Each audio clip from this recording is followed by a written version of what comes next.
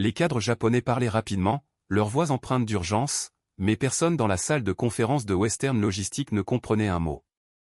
La panique se répandit sur 20 visages alors que des millions étaient en jeu. C'est à ce moment-là que Brandon Moore, le PDG, repéra Claire Bennett, la stagiaire discrète, en train de remplir des verres d'eau et se moqua d'elle avec un rire cruel. La pièce se joignit à ses rires, mais lorsque Claire s'avança et commença à répondre aux délégués japonais dans un japonais impeccable et respectueux, les rires s'éteignirent.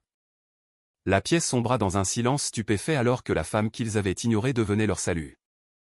Bienvenue au 38e étage de Western Logistics, où les contrats à $1 million sont monnaie courante et où le pouvoir circule dans les bureaux d'angle comme l'électricité. Brandon Moore, le PDG au regard perçant, avait bâti son empire sur le contrôle, la précision et un cercle restreint d'élite de confiance. Ici, votre valeur se mesurait en bonus trimestriel et en proximité du pouvoir. Dans cet écosystème impitoyable, Claire Bennett était un fantôme, une stagiaire non rémunérée dont le nom n'apparaissait sur aucun organigramme, dont la voix n'avait aucun poids dans les discussions du conseil d'administration. Alors que d'autres affichaient leur ambition comme une armure, elle se déplaçait dans les couloirs de marbre avec l'invisibilité discrète de quelqu'un que le monde avait oublié comment voir. Imaginez la scène. Chaque matin à 7 heures, alors que la ville dormait encore, Claire déverrouillait les portes des bureaux, les mains tremblantes de froid et de nervosité. Elle organisait des dossiers qui ne porteraient jamais sa signature, préparait des présentations pour des réunions auxquelles elle n'assisterait jamais, et déjeunait seule sur un banc patiné dans la cour oubliée du bâtiment. Sur ses genoux se trouvait toujours le dictionnaire japonais usé de sa grand-mère, ses pages jaunies par le temps, ses marges remplies de notes manuscrites à l'encre pâlie. Ce rituel réconfortant était son encre, une connexion tranquille à la femme qui l'avait élevée en lui faisant croire que la patience et la préparation étaient plus puissantes que le privilège. La plupart des jours, la seule personne qui la voyait était M. Henry Wallace, le gentil agent de sécurité, dont le petit hochement de tête de reconnaissance devenait le point culminant de son existence invisible. Mais sous l'extérieur discret de Claire vivait un secret qui allait bientôt tout bouleverser. Alors que ses collègues gravissaient les échelons de l'entreprise, elle construisait quelque chose de bien plus précieux, un pont vers un tout autre monde. Chaque soir, dans son petit appartement, elle se plongeait dans la langue et la culture japonaise avec la dévotion d'une érudite. Les sous-titres d'anime étaient devenus des leçons de grammaire. Les vieux livres de sa grand-mère étaient devenus des tutoriels commerciaux. Pendant des années, cette timide jeune fille s'était préparée à un moment qu'elle n'aurait pu imaginer, lorsque sa maîtrise cachée se transformerait de passion personnelle en salut pour l'entreprise. La belle ironie était sur le point de se révéler. La femme que tout le monde avait négligée possédait exactement ce dont tout le monde avait besoin. Que se passe-t-il lorsque l'invisible devient indispensable? La réponse allait changer tout. Les jours de Claire se fondaient dans un rythme de désespoir tranquille et d'espoir tenace. La voix de Kelly Hart tranchait le bourdonnement du bureau comme une lame, trouvant toujours Claire pour une autre tâche subalterne. Du café pour la salle de conférence. Un supplément de crème pour M. Moore. Et assurez-vous que la température est exactement la bonne cette fois-ci. Claire acquiesça, ses yeux fixés sur les tasses fumantes plutôt que sur l'expression dédaigneuse de Kelly.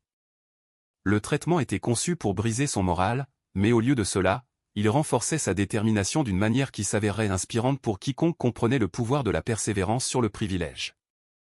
Brandon Moore se déplaçait dans son domaine avec la confiance de quelqu'un qui n'avait jamais remis en question sa place dans le monde. Il s'exprimait en projections trimestrielles et en initiatives stratégiques, son attention réservée aux personnes dont les noms figuraient sur les organigrammes. Pour lui, Claire était un bruit de fond, une autre stagiaire qui passerait et serait oubliée à Noël. Il n'avait aucune idée que son mépris de cette jeune femme discrète deviendrait bientôt le catalyseur de la plus importante percée commerciale de sa carrière. Mais dans les coins oubliés du bâtiment, une autre histoire se déroulait. M. Wallace avait effectué 2 missions au Japon durant son service militaire, et quelque chose dans la détermination tranquille de Claire lui rappelait la résilience dont il avait été témoin à l'étranger. Leur conversation pendant ces pauses déjeuner devenait le moment fort de leur journée, créant une amitié réconfortante qui transcendait les barrières artificielles de la hiérarchie d'entreprise. Vous savez, dit-il un après-midi d'automne, en regardant Claire s'exercer à écrire des caractères japonais dans un carnet usé. Ceux qui changent tout sont généralement ceux que personne ne voit venir. Claire leva les yeux de son écriture, sa plume planant au-dessus de la page. Parfois, je me demande si être invisible n'est pas juste un autre mot pour être oublié. Les mains ridées de M. Wallace ajustèrent son badge de sécurité, un geste que Claire en était venue à reconnaître comme sa pause de réflexion. Au Japon, ils ont un dicton, le clou qui dépasse se fait marteler. Mais ils croient aussi que certains clous sont faits pour tenir toute la structure ensemble. Votre histoire me rappelle tant de récits inspirants dont j'ai été témoin pendant mon service. Des personnes discrètes accomplissant des choses extraordinaires quand le moment l'exigeait. La machine corporative poursuivait son rythme implacable autour d'eux. L'agenda de Brandon était un labyrinthe de réunions à enjeux élevés et de décisions stratégiques. L'entreprise poursuivait une expansion agressive sur les marchés asiatiques, en particulier le Japon, où les nuances culturelles pouvaient faire ou défaire des partenariats de plusieurs millions de dollars. La pression montait, et tout le monde pouvait la sentir. Ce qu'ils ne ressentaient pas, c'était la solution, assise tranquillement dans leur propre bâtiment, se préparant à une opportunité qui ne s'était pas encore révélée. Kelly Hart le ressentait plus que tout. À 32 ans, elle s'était frayé un chemin jusqu'à son poste actuel à force de coups et d'alliances stratégiques. La pensée que quiconque, surtout une insignifiante comme Claire, puisse menacer son monde soigneusement construit, fit remonter l'anxiété le long de sa colonne vertébrale. Elle commença à trouver des raisons de tenir Claire à l'écart des réunions importantes, la reléguant dans les placards à fournitures et les salles d'archivage où sa présence n'attirerait pas accidentellement l'attention de Brandon. Les actions de Kelly révélaient une profonde insécurité quant à sa propre valeur, contrastant fortement avec l'engagement sincère de Claire envers l'excellence, indépendamment de la reconnaissance.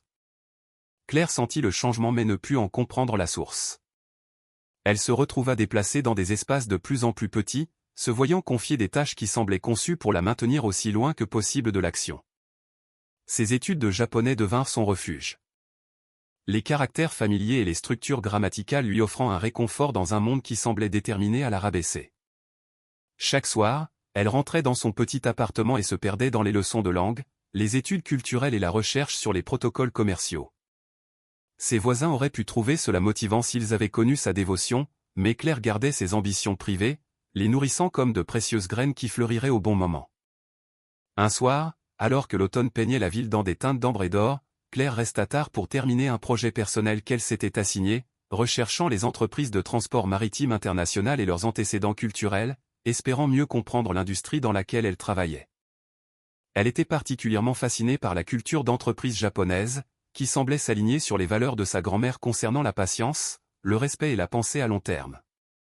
Le bureau était vide, à l'exception de l'équipe de nettoyage et du doux ronronnement des ordinateurs exécutant des processus de nuit. Son travail était méticuleux, de qualité professionnelle et entièrement automotivé, un témoignage de sa conviction que la préparation et l'opportunité finiraient par se croiser. Wallace la trouva là à 21h, penchée sur son bureau avec des dictionnaires étalés autour d'elle comme des barrières protectrices. « Toujours au combat » demanda-t-il doucement. Claire leva les yeux, ses yeux rougis par l'effort.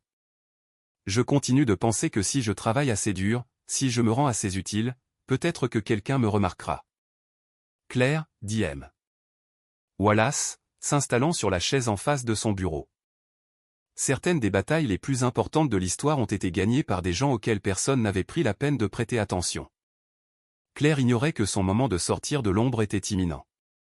Le matin du 15 novembre arriva avec le genre de clarté nette qui rend tout possible.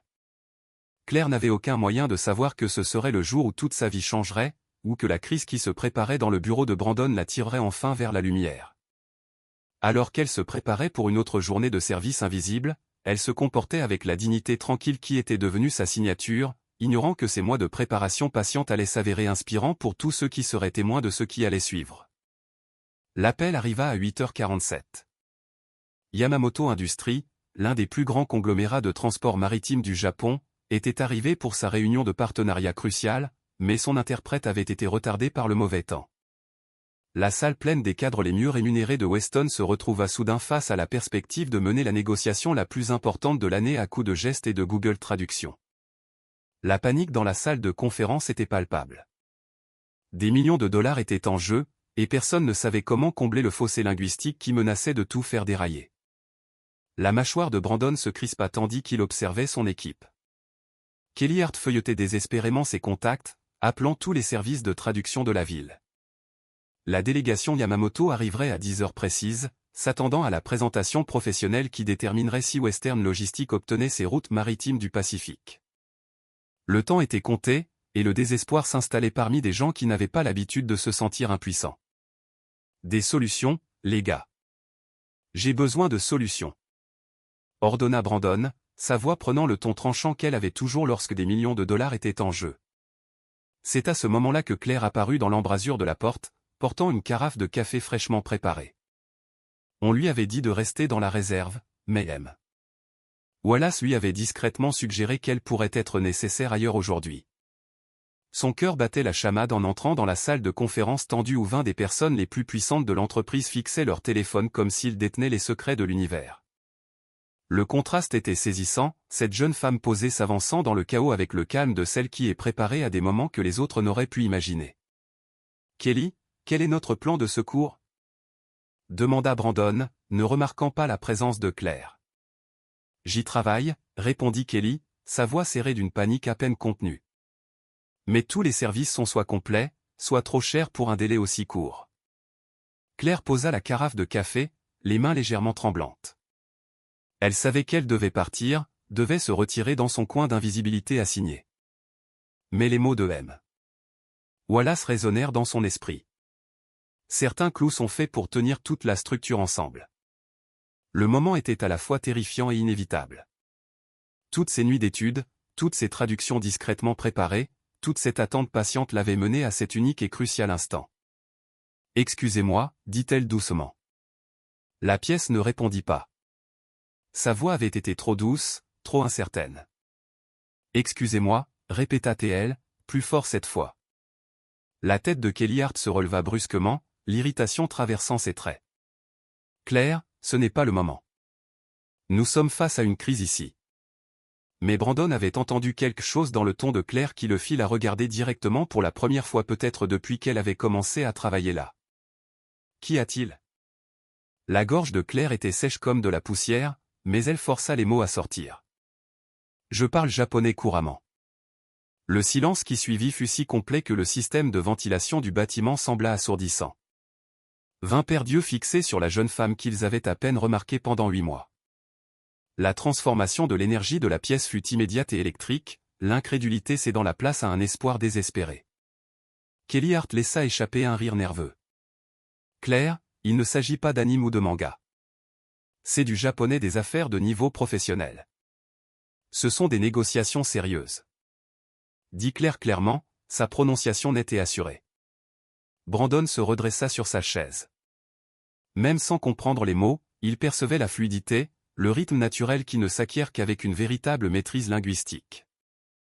Mais Kelly n'en avait pas fini avec ses objections. « Brandon, vous ne pouvez pas sérieusement envisager cela. Elle est totalement inexpérimentée dans les négociations de haut niveau. Cela pourrait être un désastre. » Claire sentit la piqûre familière du dédain. Mais cette fois, quelque chose était différent. Cette fois, elle avait la preuve de sa valeur. « Puis-je vous montrer quelque chose ?» demanda-t-elle doucement, fouillant dans son sac. Elle sortit non pas un, mais 3 dossiers cartonnés, chacun méticuleusement organisé et étiqueté. Le premier contenait des traductions des documents marketing publiquement disponibles de Weston qu'elle avait trouvés sur le site web de l'entreprise. Le deuxième contenait des notes culturelles détaillées sur les pratiques commerciales japonaises, les protocoles d'échange de cadeaux et les styles de communication qu'elle avait recherchés sur son temps libre. Le troisième était rempli d'informations publiquement disponibles sur Yamamoto Industries, leur histoire corporative tirée de revues d'affaires, leurs partenariats précédents mentionnés dans des publications commerciales, et même des informations biographiques sur leurs dirigeants provenant de communiqués de presse d'entreprises et de magazines spécialisés. Brandon ouvrit le premier dossier, ses yeux parcourant des pages qu'il ne pouvait lire, mais dont la qualité professionnelle était indéniable. La mise en forme était parfaite. Les présentations soignées. L'attention aux détails extraordinaires. Depuis combien de temps travaillez-vous là-dessus ? 4 mois, avoua Claire, sa voix gagnant en assurance à chaque mot. Quand j'ai commencé à travailler ici, je voulais mieux comprendre l'industrie. J'ai recherché tous les acteurs majeurs du transport maritime international, y compris Yamamoto Industries. J'ai appris l'histoire de leur fondateur, Kenji Yamamoto, qui a bâti l'entreprise à partir d'un simple bateau de pêche après la Seconde Guerre mondiale. J'ai étudié leur philosophie d'entreprise à travers leurs rapports annuels, qui mettent l'accent sur les relations à long terme plutôt que sur les profits rapides. J'ai même découvert leur tradition de la cérémonie du thé grâce à des articles d'affaires, qu'ils utilisent pour honorer des partenariats importants. La pièce était dans un silence complet. Maintenant, même Kelly avait cessé de feuilleter sa liste de contacts. 25 des cadres les mieux rémunérés de l'entreprise regardaient une stagiaire qui venait de démontrer plus de connaissances culturelles que leur division internationale entière. Kelly, dit-il, sa voix tranchant le bourdonnement de la pièce. Appelez Yamamoto Industries. Dites-leur que nous sommes prêts à les recevoir. Kelly Hart sentit le sol se dérober sous ses pieds. Brandon, vous ne pouvez pas être sérieux. C'est juste une stagiaire. Il s'agit d'un accord de 50 millions de dollars. Brandon regarda Claire. La regarda vraiment pour la première fois. Il vit la compétence discrète dans sa posture, la préparation méticuleuse dans ses documents traduits, la confiance inébranlable dans ses yeux sombres. Claire, dit-il, à quel point êtes-vous familière avec le protocole commercial japonais? Très familière, répondit-elle. Je connais l'importance des salutations appropriées, les coutumes d'échange de cadeaux, la signification de la présentation des cartes de visite, et la patience requise pour les discussions visant à construire un consensus. La stagiaire invisible depuis 8 mois était sur le point de devenir la personne la plus importante de la pièce. La délégation Yamamoto Industries arriva avec la précision qui caractérisait tout dans leur entreprise. 4 cadres en costumes sombres immaculés, menés par Hiroshi Yamamoto lui-même, un homme aux cheveux argentés dont la présence discrète inspirait un respect immédiat. Claire s'était positionnée à la droite de Brandon, ses documents traduits organisés dans un ordre parfait, son esprit passant en revue chaque protocole commercial qu'elle avait jamais étudié. La transformation de stagiaire invisible en membre d'équipe cruciale était complète. Pourtant, elle se comportait avec la même grâce humble qui avait toujours défini son caractère. Le moment de vérité arriva alors que les délégations se faisaient face de l'autre côté de la table de conférence étincelante de Weston. M. Yamamoto parla en japonais rapide, son ton formel mais chaleureux, et tous les regards dans la pièce se tournèrent vers Claire. Le poids des attentes était immense, mais ces mois de préparation solitaire avaient bâti une base de confiance qui ne fléchirait pas sous la pression. Elle se leva avec grâce, s'inclina à l'angle précisément juste, et répondit dans un japonais fluide qui sembla surprendre même les cadres visiteurs. Alors qu'elle traduisait le salut et l'introduction de M. Yamamoto, sa voix portait une confiance qui transforma toute l'énergie de la pièce. Ce n'était pas seulement de la traduction. C'était l'art de bâtir des ponts culturels à son meilleur. Monsieur Yamamoto dit qu'il est honoré d'être ici et apprécie la réputation de fiabilité de Western Logistics sur les marchés difficiles. Il est impatient d'explorer comment nos entreprises peuvent construire un partenariat qui profite aux intérêts américains et japonais. Brandon ressentit quelque chose qu'il éprouvait rarement, une admiration sincère. Ce n'était pas seulement de la traduction.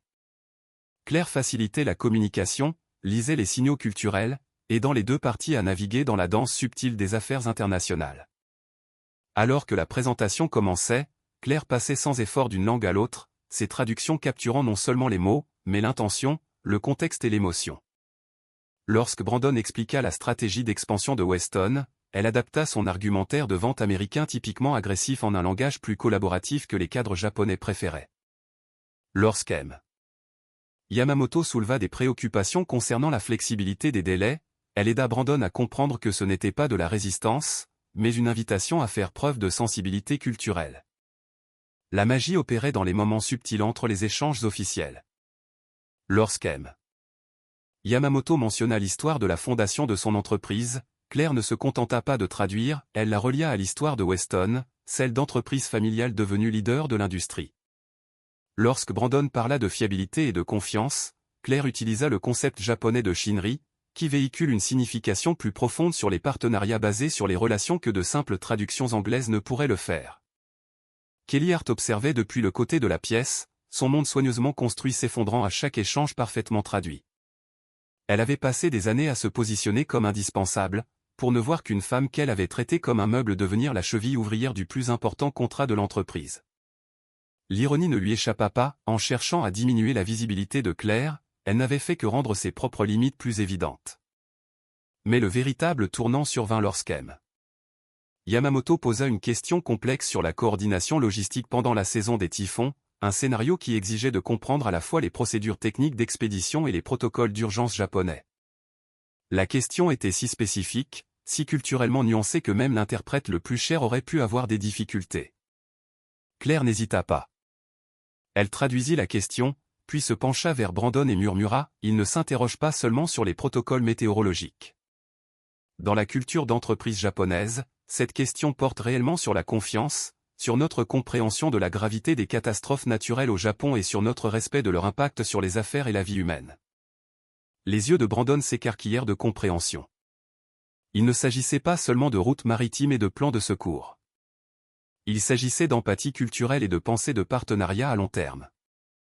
Yamamoto-san, dit Claire, repassant au japonais, je souhaite aborder à la fois les aspects pratiques et philosophiques de votre question. Elle se lança alors dans une explication détaillée qui mêlait les capacités techniques de Weston à un profond respect pour la relation du Japon avec les catastrophes naturelles, faisant référence à des événements historiques et à des valeurs culturelles qui démontraient une compréhension authentique plutôt que de simples connaissances commerciales superficielles. L'effet sur la délégation japonaise fut immédiat et profond. La posture formelle de M. Yamamoto se détendit légèrement, un signe que Claire reconnut comme une approbation significative.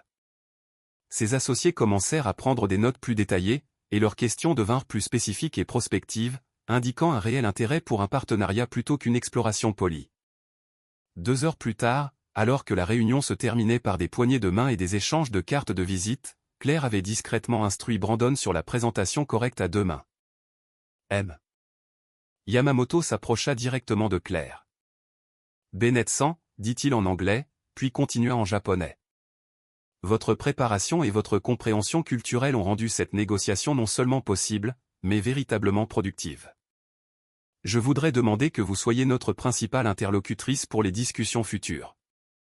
Claire traduisit ces mots, puis ajouta doucement, il dit aussi qu'il rencontre rarement des hommes d'affaires américains qui comprennent l'importance de l'établissement de relations dans les partenariats japonais. Brandon tendit la main à M. Yamamoto, mais ses yeux restèrent fixés sur Claire. Dites-lui que nous serions honorés de vous avoir comme interlocutrice et que Western Logistic valorise le type de préparation minutieuse et d'expertise culturelle que vous avez démontré aujourd'hui. Alors que la délégation japonaise partait, promettant d'envoyer les termes préliminaires du partenariat dans la semaine, la salle de conférence de Western bourdonnait d'une énergie qui semblait différente de l'excitation corporative habituelle. Cela ressemblait à une transformation. Brandon se tenait au bout de la table, regardant les cadres assemblés, son regard s'attardant sur Claire, qui organisait tranquillement ses documents avec le même soin méthodique qu'elle apportait à tout le reste. « Mesdames et messieurs, dit-il, sa voix portant une autorité qui commandait un silence instantané. Je crois que nous avons tous appris quelque chose d'important aujourd'hui sur la reconnaissance du talent qui était juste sous nos yeux. » Kelly Hart se déplaça inconfortablement, sentant que la dynamique de pouvoir qu'elle avait soigneusement cultivée était sur le point de changer radicalement. « Claire, continua Brandon, je souhaite discuter de votre avenir au sein de cette entreprise immédiatement. » La stagiaire invisible depuis 8 mois était sur le point de découvrir à quel point son monde allait changer.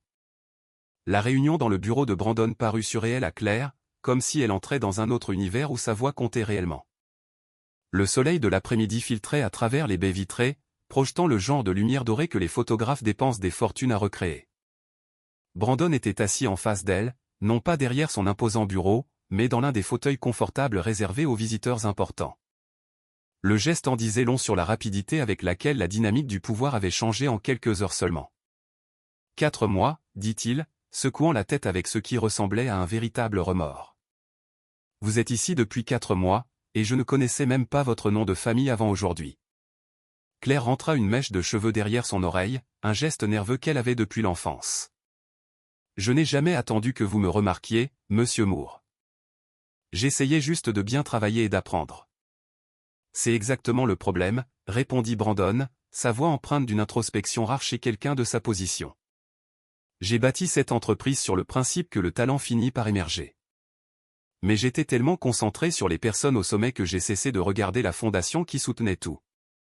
Votre histoire est une prise de conscience sur tout le potentiel que nous manquons lorsque nous jugeons les gens par leur poste plutôt que par leur préparation. Il se pencha en avant, son expression sérieuse mais bienveillante. Je souhaite vous offrir un poste de responsable des liaisons culturelles pour nos marchés asiatiques. Cela s'accompagne d'un vrai salaire, d'avantages sociaux, et surtout, d'une voix dans la manière dont nous abordons les partenariats internationaux. Les larmes lui montèrent aux yeux, non pas des larmes de tristesse, mais celles, accablantes, qui viennent quand l'espoir se transforme en réalité. Je ne sais pas quoi dire. Dites oui. Brandon sourit. Mais d'abord, je vous dois des excuses, et je crois que d'autres aussi. La réunion d'entreprise de cet après-midi-là resterait gravée dans la mémoire de tous ceux qui y avaient assisté. Brandon se tenait devant le personnel assemblé avec Claire à ses côtés, non pas derrière lui, ni sur le côté, mais comme une partenaire égale dans ce qu'il s'apprêtait à annoncer. Aujourd'hui m'a appris quelque chose que j'aurais dû apprendre il y a des mois, commença-t-il. L'excellence ne s'annonce pas toujours à grands cris. Parfois, elle œuvre silencieusement, minutieusement, se préparant au moment où la préparation rencontre l'opportunité. Il fit un geste vers Claire. Claire Bennett est avec nous depuis 8 mois. Pendant ce temps, elle a appris notre entreprise, maîtrisant des compétences dont nous ignorions même avoir besoin, et se préparant au genre d'opportunité qui s'est présenté aujourd'hui. Son travail n'a pas seulement sauvé notre partenariat avec Yamamoto. Il l'a élevé à un niveau que nous n'aurions jamais pu atteindre sans son expertise culturelle et ses compétences linguistiques. La pièce était silencieuse, mais c'était un silence différent de la crise du matin. C'était le silence de la reconnaissance, de personnes réévaluant des suppositions qu'elles n'avaient même pas réalisé avoir faites. À l'avenir, continua Brandon, Claire dirigera nos initiatives d'intégration culturelle pour toutes les expansions sur les marchés asiatiques. Sa voix sera essentielle dans la manière dont nous allons développer cette entreprise à l'international. Après la réunion, alors que les employés sortaient avec des félicitations et un respect nouveau, Kelly Hart s'approcha de Claire. Son expression était illisible. Non pas le dédain méprisant auquel Claire s'était habituée, mais quelque chose de plus complexe. « Je vous dois des excuses », dit simplement Kelly. « J'ai été menacé par quelque chose que je ne comprenais pas, et j'ai laissé cette peur guider mes actions.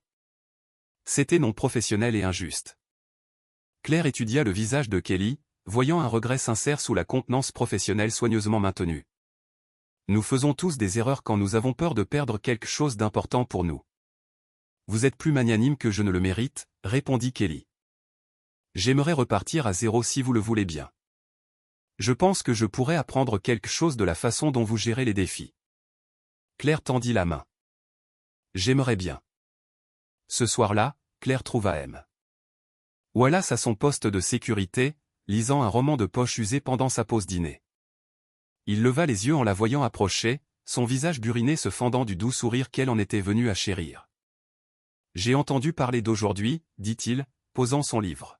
« Je suis fier de toi, mais je ne suis pas surpris. » Claire s'assit sur la chaise visiteur, se sentant plus légère qu'elle ne l'avait été depuis des mois.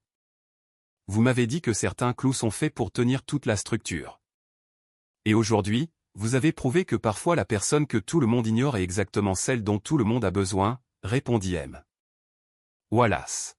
« Votre grand-mère serait fière. » Les larmes lui montèrent de nouveau aux yeux. Les bonnes, celles qui accompagnent la gratitude et le lien. Elle disait toujours que la gentillesse et la préparation me mèneraient plus loin que l'ambition et le bruit. Femme intelligente, M. Wallace acquiesça. Et elle a élevé une petite fille intelligente. Alors que Claire rentrait chez elle ce soir-là, longeant le paysage urbain familier qui avait été témoin de ces mois de luttes invisibles, elle emportait avec elle quelque chose de plus précieux qu'un nouveau poste ou une augmentation de salaire. Elle emportait la connaissance qu'être ignoré n'était pas la même chose qu'être sans valeur, qu'une préparation discrète pouvait être plus puissante qu'une ambition bruyante, et que parfois les victoires les plus importantes surviennent lorsque le monde voit enfin ce qui a toujours été là. Parfois, être invisible ne signifie pas être oublié. C'est être parfaitement positionné pour le moment où tout bascule.